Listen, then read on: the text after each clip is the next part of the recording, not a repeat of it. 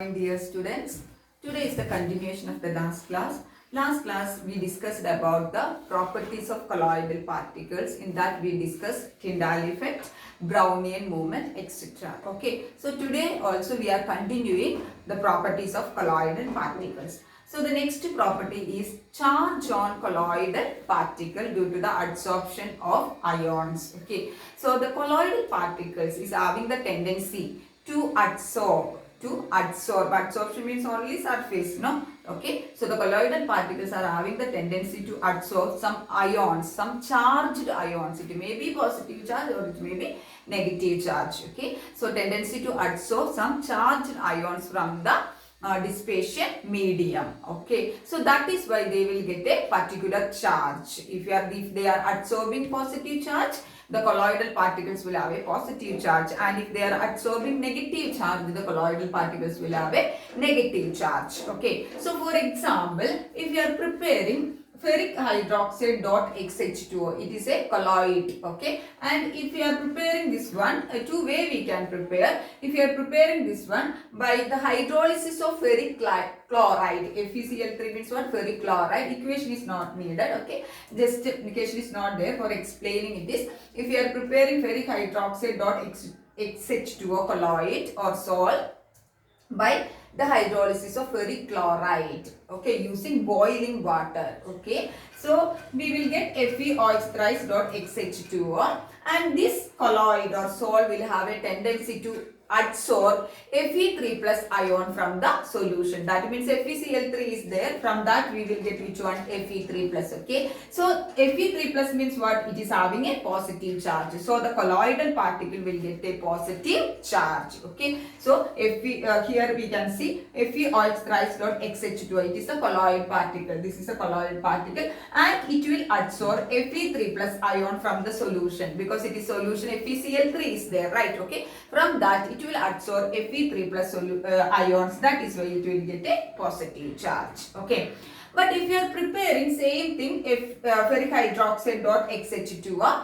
by adding ferric chloride to NaOH. In the first case it was ferric chloride and boiling water. Okay, in the second case the ferric chloride and NaOH. So we will get the same colloid, that is FeOH thrice dot XH2O, but it will have a tendency to adsorb OH minus ion. It will adsorb OH minus ion from the dispersion medium. So here you can see OH minus. So that is why it will have its charge, negative charge. Okay, so depending upon the availability of the ions, the present in the dispersion medium, usually they will try to adsorb the common ion. Okay, for example, here it was Fe is there in this colloid. FeOH thrice dot XH2O means here Fe3 plus is there. So it will adsorb the Fe3 plus from the solution. Here it is FeOH thrice dot XH2O means here OH minus is also there. So it will adsorb the OH minus from the dispersion medium. So it will get a negative charge. Okay.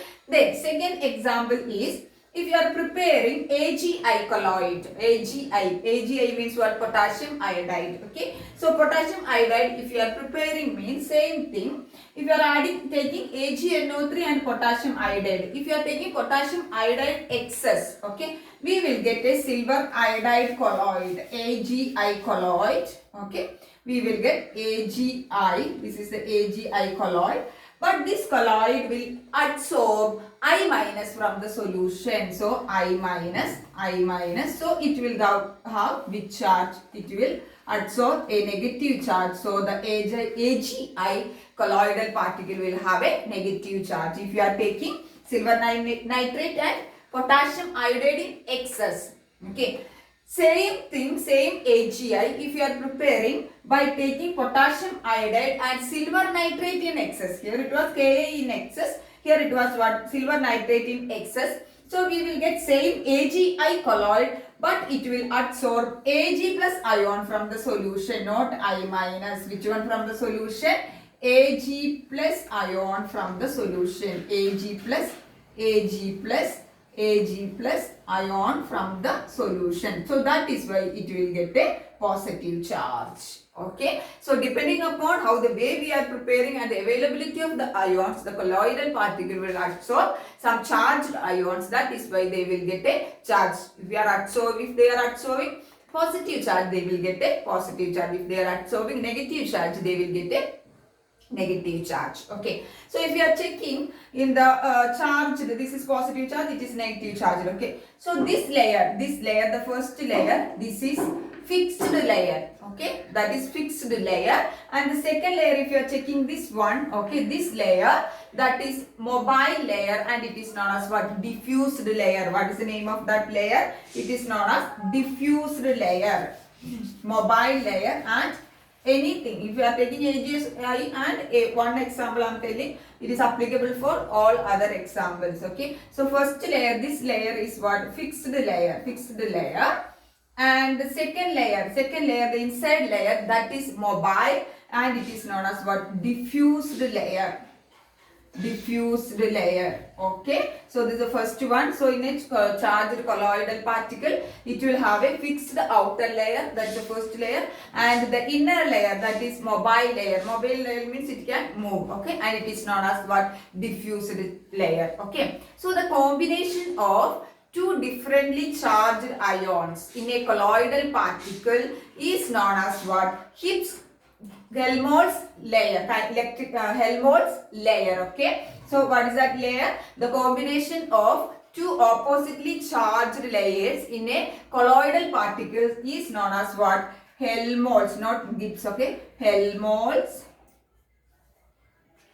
electrokinetic layer. Electrokinetic layer. What is the name of the layer? Okay, so here combination, one is positive and other one will be negative. That is why they are existing. Okay, if same charge means they cannot exist. Okay, so the combination of two oppositely charged, combination of two layers having two opposite charges in a colloidal particle is known as what? Helmholtz electrokinetic layer. Okay, and the potential difference between these two layers, which are the layers, the potential difference between the fixed layer and diffused layer is known as what? Zeta potential.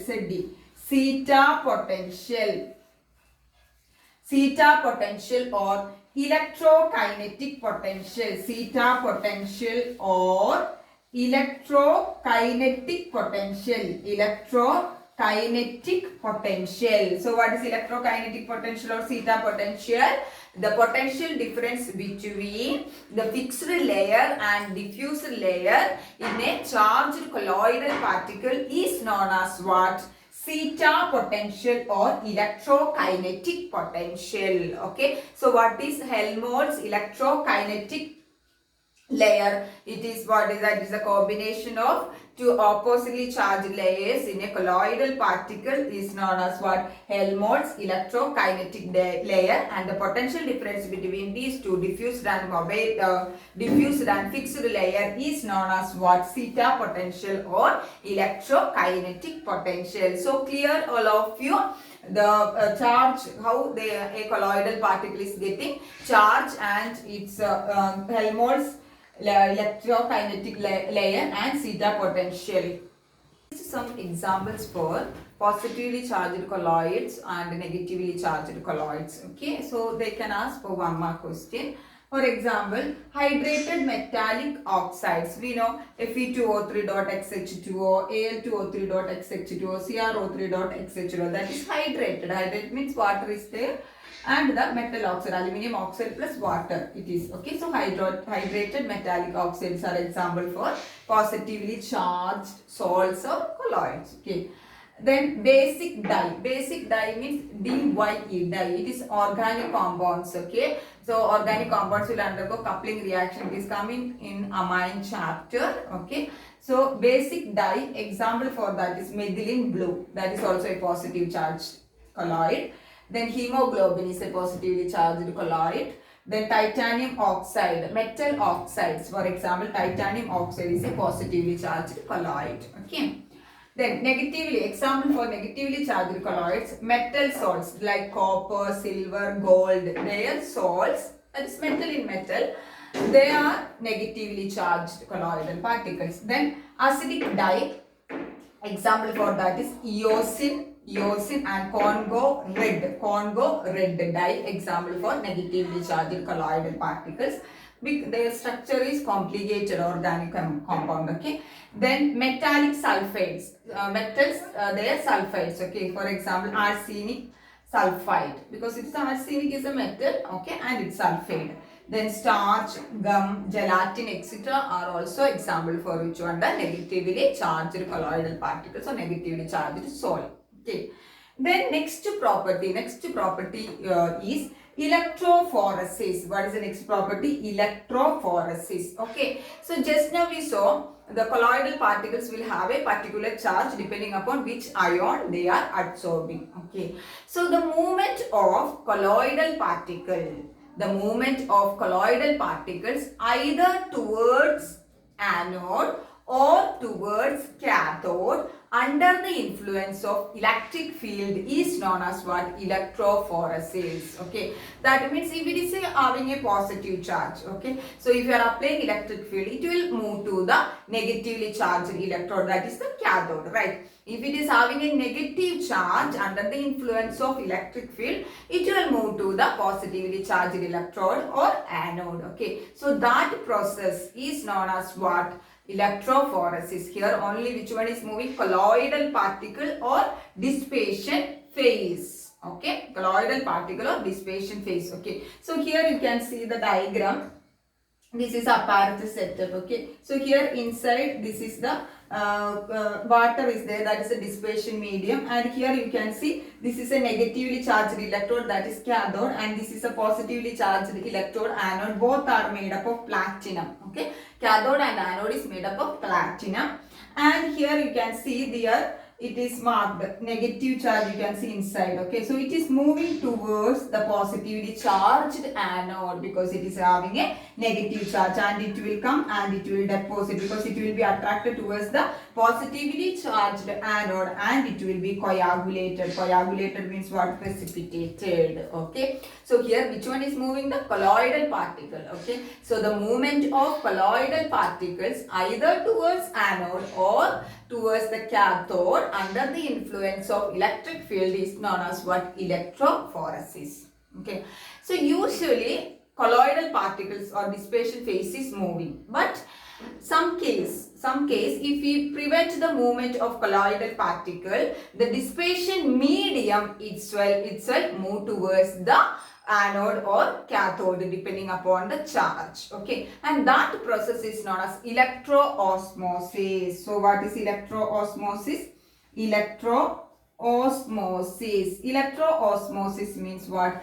It is a movement of dissipation medium. It is a movement of dissipation medium towards the cathode or anode under the influence of electric field by preventing the motion or movement of colloidal particle. Okay, so what is happening here? Dissipation medium is moving in place of the colloidal particle, so it will prevent the movement of which one? The colloidal particle or dissipation phase. Okay, under the influence of electric field. Okay, so that process is known as electroosmosis. So what is electroosmosis? It is a process of movement of dissipation medium, okay, under the influence of electric field by preventing the movement of colloidal particle either towards the cathode or anode. That process is known as what? Electroosmosis. So in electrophoresis, colloidal particles or dissipation phase is moving, but in electroosmosis, which one is moving?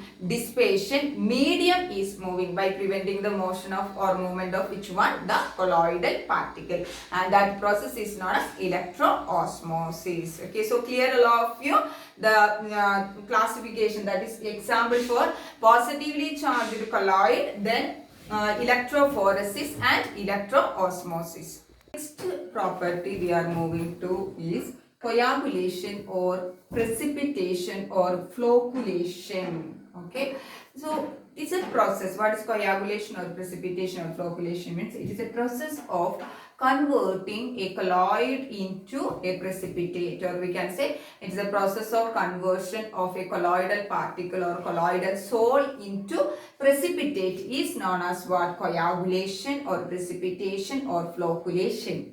Many methods are used. First one is electrophoresis. Electrophoresis means, just now I told you, electrophoresis means what? Colloidal particles will move towards the oppositely charged electrode. Okay. If it is a negatively charged colloidal particle, means it will move to the positively charged colloidal particle and it will be deposited or coagulated there. Okay. So that's the one method. Second method is by mixing, by adding oppositely charged salts. For example, ferric hydroxide, FeOH thrice XH2, that is a positively charged colloid. Okay, it will be mixed with a negatively charged colloid like arsenious sulfide, AS2S3. So what will happen?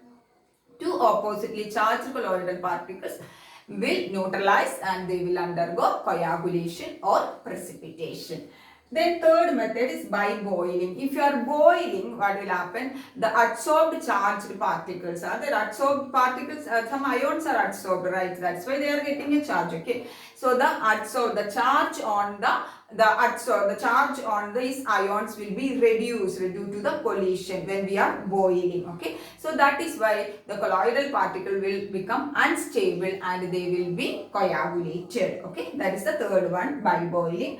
Then the next one is fourth method is persistent dialysis. Persistent dialysis means what? We have to continuously, we have to do the dialysis. Okay, so that is why any electrolyte particles are there, means that will be removed. Okay, that means dispersion medium is removed and the colloidal particle become unstable and it will be coagulated. Okay, so first one is electrophoresis, then by adding the opposite charged salts, then boiling, then persist dialysis. Okay, next one is the very important method of coagulation, that is addition of electrolyte. Okay, electrolyte means what? It will have a positive charge and negative charge. For example, NaCl is an NaCl, Na plus and Cl minus will be there. Okay, so if you are adding electrolyte to a colloidal particle, what will happen? The colloidal particle will have a charge. It may be positive or negative charge, right?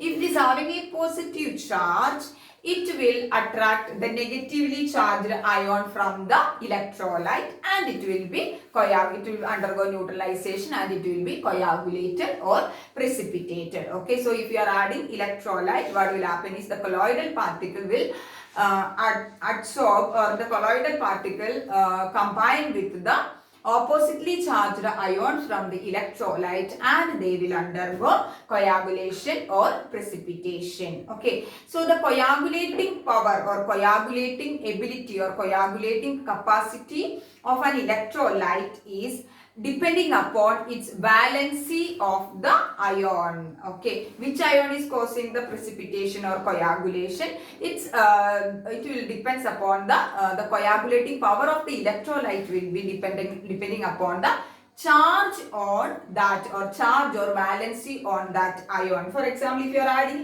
Na plus NaCl, so it is having, if it is a negatively charged colloid, definitely it will attract a positively charged ion. Okay, so the coagulating capacity of the NaCl will be depending upon the valence. Valency means what? Here Na plus is having, what is the valency? Positive 1. Okay, if it is Al3 plus means what is the valency? It is having 3. Okay, so depending upon the valency of the ion causing the precipitation, the coagulation capacity or coagulation power or coagulation ability of the electrolyte will be changed. Okay, so the coagulation capacity of the electrolyte is depending upon the valency of the ions that cause the precipitation, and this is according to the coagulation power is explained by a rule. Coagulation power of the electrolyte, we know, depending upon the valency of the ion that cause the precipitation, right? Okay, and this coagulation power is explained in terms of one rule. That rule is known as what? Hardy, H-A-R-D-Y, Schultz rule, S-C-H-L-Z-E, Hardy-Schultz rule, very important. Okay, so according to this rule, okay, higher the valency of charged ion, of an electrolyte added to colloidal particle, okay, greater the valency of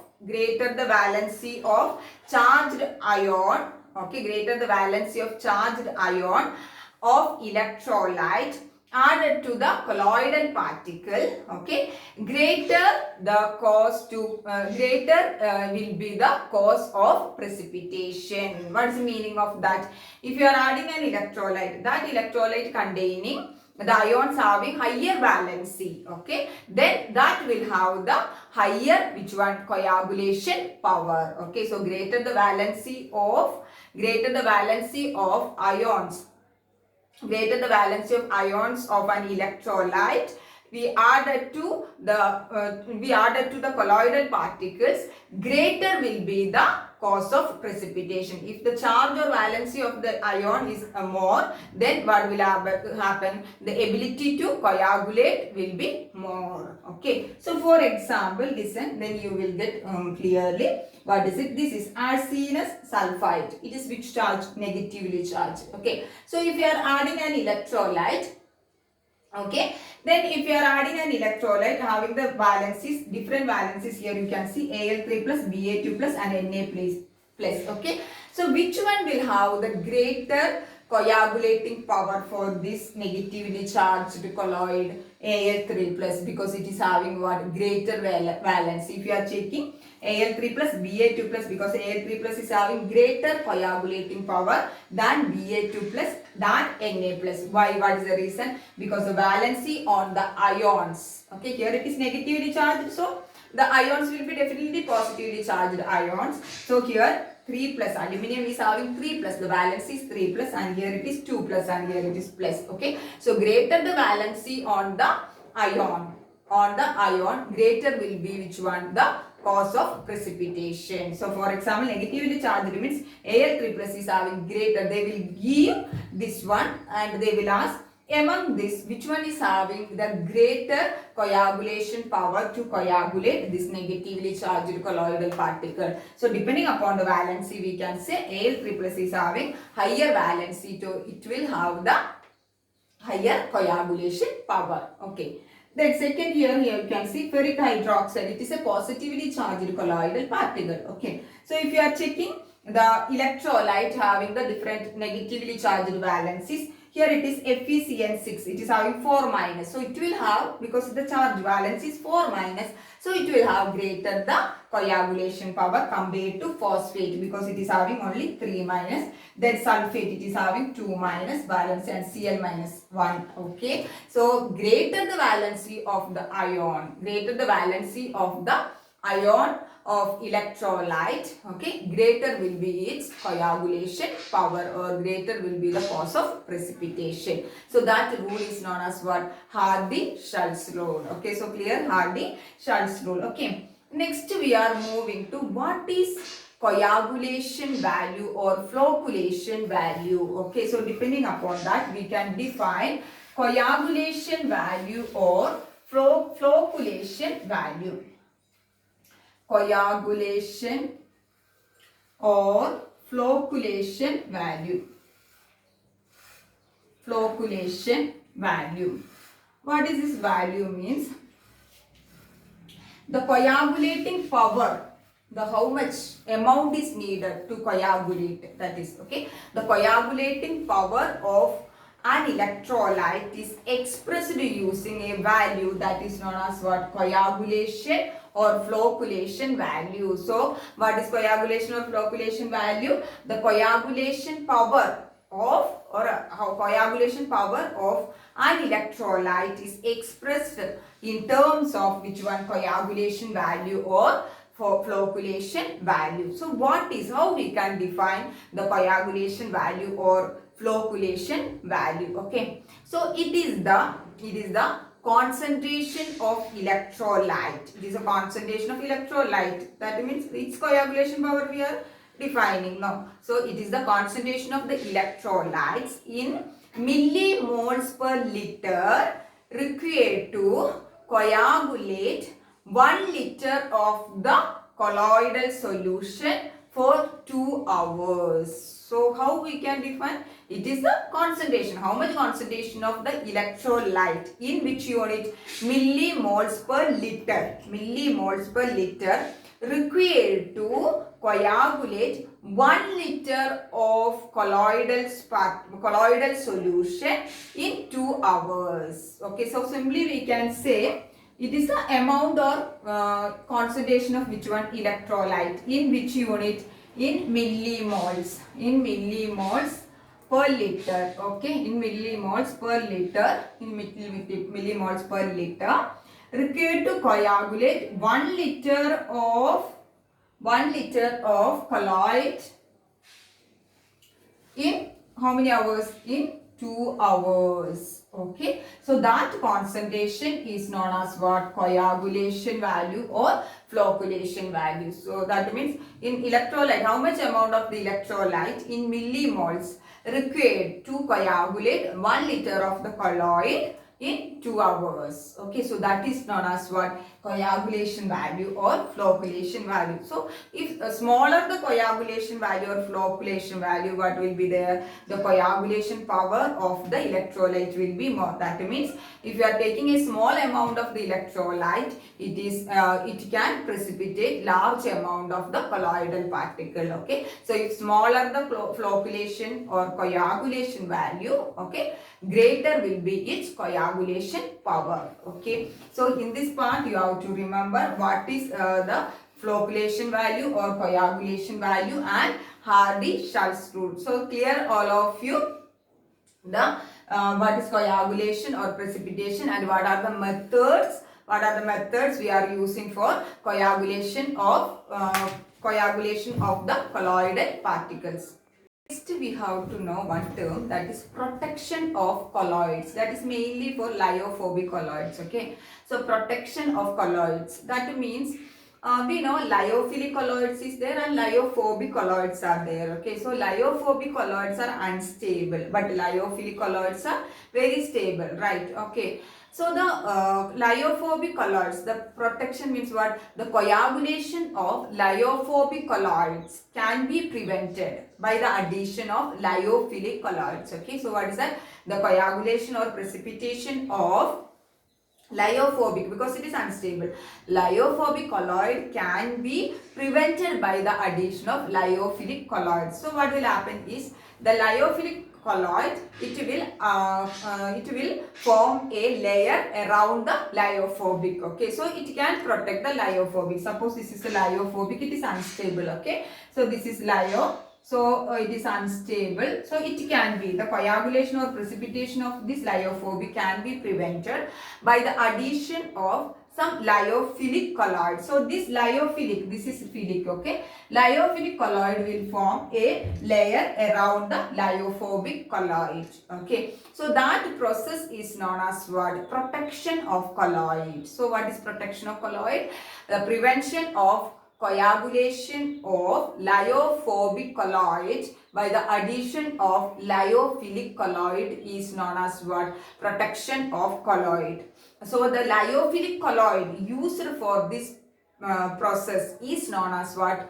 Protective colloid. What's the name of that? Protective colloid. Okay, so the lyophilic colloid used to prevent the coagulation of lyophobic colloid is known as what? Protective colloid. Okay, and the efficiency of this protective colloid, okay, is expressed in terms of gold number. Okay, so what is gold number? The efficiency means how much amount is of lyophilic colloid is needed. Okay, or protective colloid is needed. That efficiency is expressed. The efficiency of protective colloid is expressed in terms of gold number. Definition is not needed. For example, if you are adding gelatin to gold is lyophobic and it is unstable. Okay, if you are adding gelatin to gold, if we can prevent the coagulation of the gold salt to a particular particular range. Okay, so that is we discussed today mainly about the properties of colloids, electrophoresis and charge on the colloidal particles. Then after that we discussed the coagulation or precipitation. In that, flocculation value or coagulation value is very important. Then Hardy-Schultz rule with the example you have to learn. Then after that, which one? The protection of colloids. In that, protective colloid and gold number you have to learn. Okay, so that is about today's class. Okay, hope all of you understood today's class. Okay, thank you girls.